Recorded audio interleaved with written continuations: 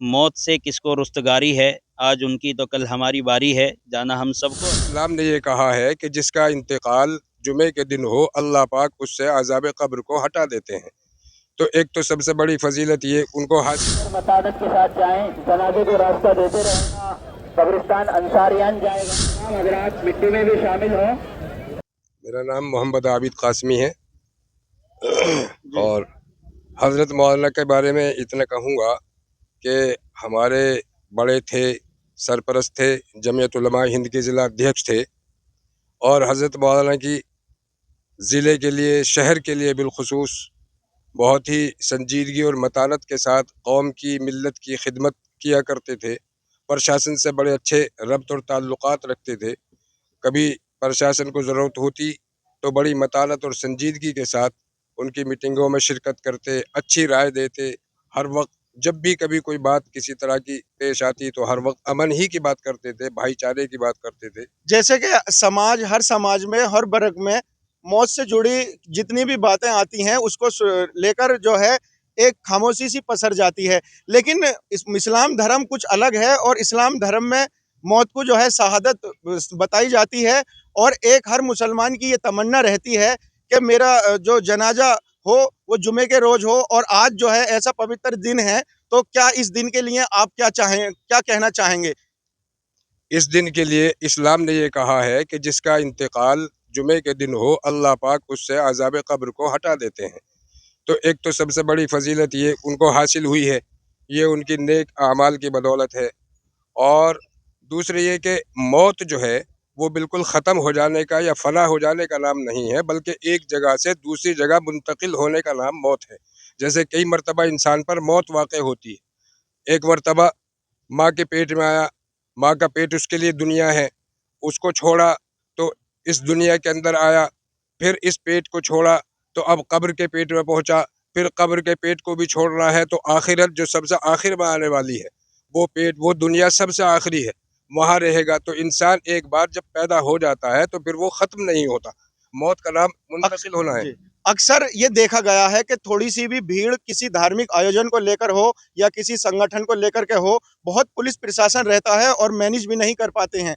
یہ آج اتنی بھیڑ ہے کہ شاید میں نے پہلی بار بلند شہر ضلع میں ایک ہی سمودائے کے اتنی تعداد میں لوگ دیکھے ہیں، تو کیسے یہ مسلم سمودائے اس بھیڑ کو مینجمنٹ کرتا ہے اور کس طریقے سے مینج کر لیتا ہے؟ کیا ایسا آپ کے پاس آیت ہے، کیا آدیش ہے، اس کے بارے میں تھوڑا سا بتائیے۔ حضرت مولانا جس سنستھا اور تنظیم سے تعلق رکھتے تھے، جمعیت علماء ہند، اس کا مشن ہمیشہ سے امن اور بھائی چارہ رہا ہے، کسی کو تکلیف نہیں پہنچانا، خود سکھ سے رہو اور سکھ سے جیو اور سکھ سے جینے دو۔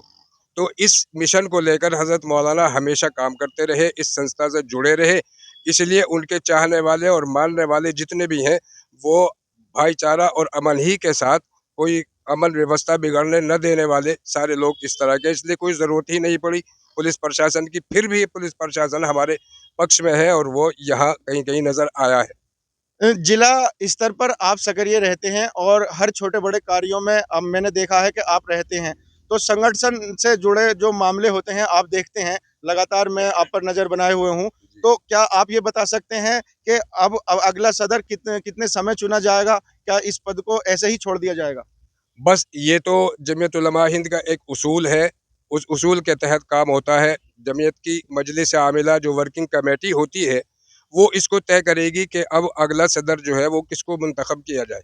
جیسے آپ نے کہا جمعیت علماء ہند کے بھی صدر تھے، اور زین العابدین جو ہے یہ شہر قاضی بھی تھے، تو دو پد ہیں ایک شخص پہ، ان دونوں پدوں کو جمعیت علماء ہند ہی طے کرتی ہے؟ نہیں، شہر قاضی کو جمعیت علماء ہند طے نہیں کرتی، جمعیت علماء ہند تو صرف اپنے پد ادھیکاریوں کو طے کرتی ہے۔ شہر قاضی جو ہے وہ پرشاسن اور پبلک کی طرف سے منتخب کیا جاتا ہے، اس کو پبلک طے کرے گی، اور پبلک طے کر کے یا جو شہر کی مینجمنٹ ہوگی مسلمانوں کی وہ طے کر کے پرشاسن کو بتا دیں گے، اس کا نام چلا جائے گا۔ بہت بہت شکریہ سر، آپ کچھ کہنا چاہیں گے؟ بس سب کچھ تو کہہ دیا ہے حضرت نے۔ حضرت مولانا ہم سے رخصت ہو چکے ہیں، پورا شہر غم میں ڈوبا ہوا ہے۔ بڑے ہی وزادار آدمی تھے، چھوٹوں کا حوصلہ بڑھانے والے، اور ہمیشہ آپ نے پوری زندگی مذہب اسلام کی خدمت کی ہے، اور آپ کی خدمت کی جیتی جاگتی مثال یہ ہے، آج اتنی بڑی تعداد میں یہاں لوگ جمع ہیں اور بڑی تعداد میں علماء پورے ضلع سے بلکہ ضلع کے باہر سے دارالعلوم دیوبند سے بھی تشریف لائے ہوئے ہیں۔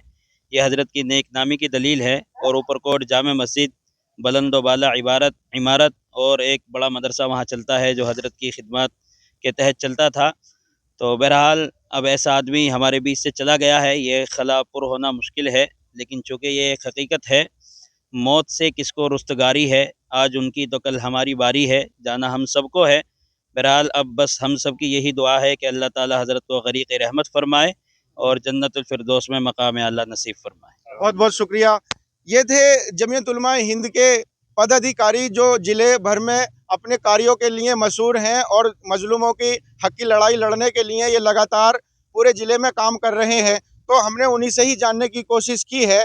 بہت ایسے وشے ہیں جو ہم بات چھیڑ سکتے تھے، لیکن یہ اچت نہیں ہے کیونکہ یہ ماحول ہے ایک ایسا کہ غمی سے جڑا ہے، لیکن مسلمان سمودائے اس کو حقیقت مانتا ہے اور موت پر غم نہیں کرتا ہے۔ دھنیہ واد، شکریہ۔ میں دانش عباسی، آپ دیکھ رہے تھے BSR نیوز ہندی۔